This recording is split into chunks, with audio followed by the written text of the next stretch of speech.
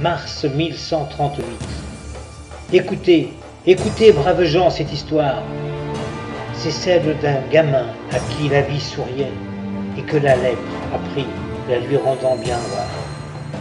Rejeté du village, les pieds nus dans la boue, mort pour Dieu et les hommes d'un sac de toile vêtu. Qu'il est long le chemin, Saint-Lazare de Paris, où il va claudiquant vers sa maladrerie, où les moines, ces savants, dans leur art épanoui, offriront le refuge et le rendront blanchi. Mais la route est bien longue et les forêts peu sûres. Avec d'autres lépreux, compagnons d'infortune, agressés, dépouillés de leurs maigres bagages, la mort n'en voudra pas, délaissant ses ravages. Ce qui doit se passer, apparaissant en songe, le gamin sait déjà qu'ils seront bientôt là, aussi moines que soldats. Eux ne le savent pas, ils vont le protéger et bouleverser sa vie.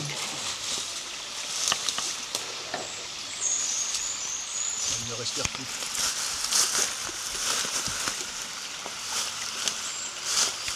Celui-ci est encore vivant. Il est encore vivant. Donne-lui à boire, va chercher à boire.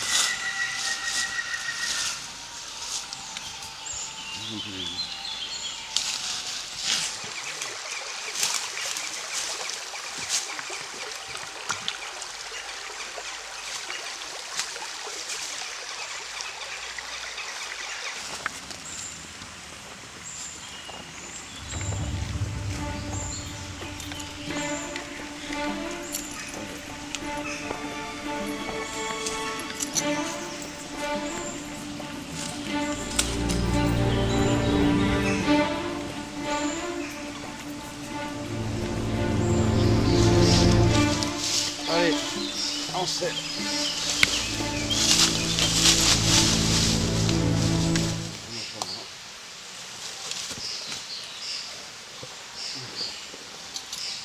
Tu vas tenir, mon gaillard.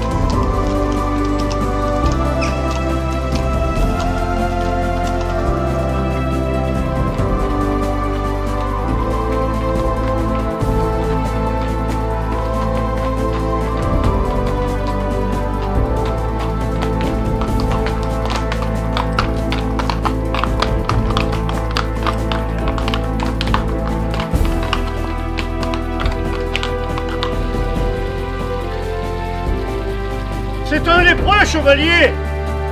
Il doit se mettre dans le vent. C'est un lépreux. Il doit se mettre dans le vent.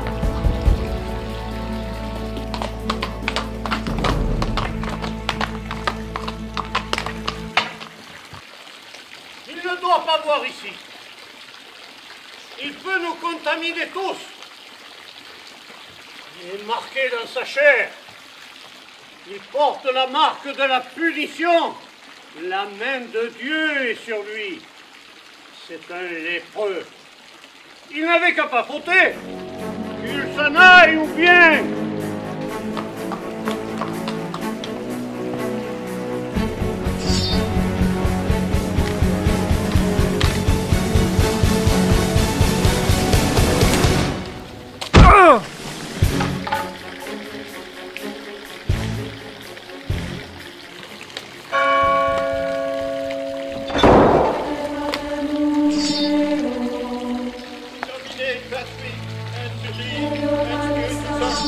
Amen.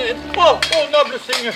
Oh, je ne savais pas. Mais vous savez, avec tous ces mécréants, que le diable les emporte, qui traînent dans les bois et qui détroussent les voyageurs. Enfin, vous comprenez, Ce n'est rien, mon frère, ce n'est rien. Ce n'est qu'une péripétie sans conséquence. Toutefois, vous feriez bien de mater certaines de vos brebis. Quant à ce grand échat-là, il n'a pas plus de cervelle qu'une coucourde. Mais de toute façon, ça n'a pas d'importance. Notre ordre nous interdire d'obéir un chrétien, à moins qu'il nous ait agressés 3 fois.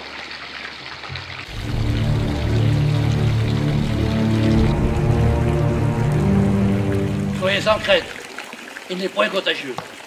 Nous l'escortons à la fraternité de Saint-Lave. Les frères sauront le soigner et lui rendre la santé.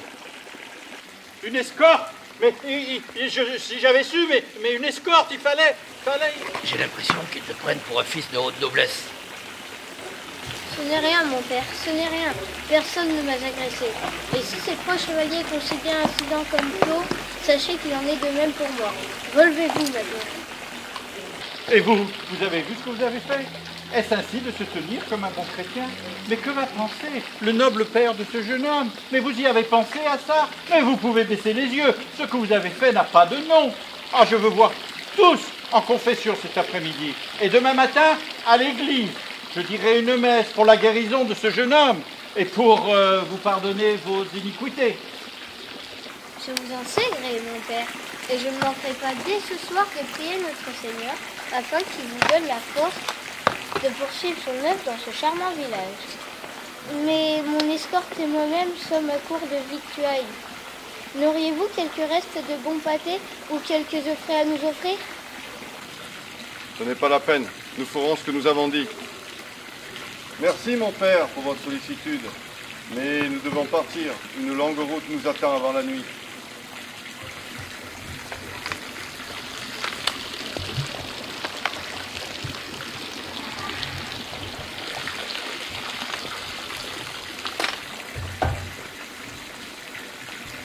Donne-moi mon casque, monsieur.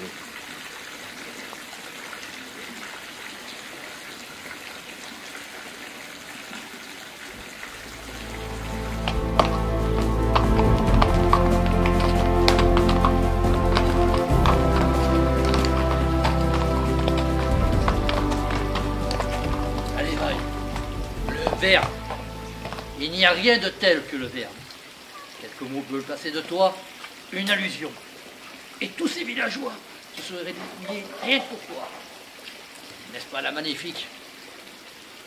Magnifique imbécilité. Nous ne devons pas utiliser de telles armes contre des esprits simples. Que dirions-nous si on nous faisait la même chose? Ce n'est rien, mon père.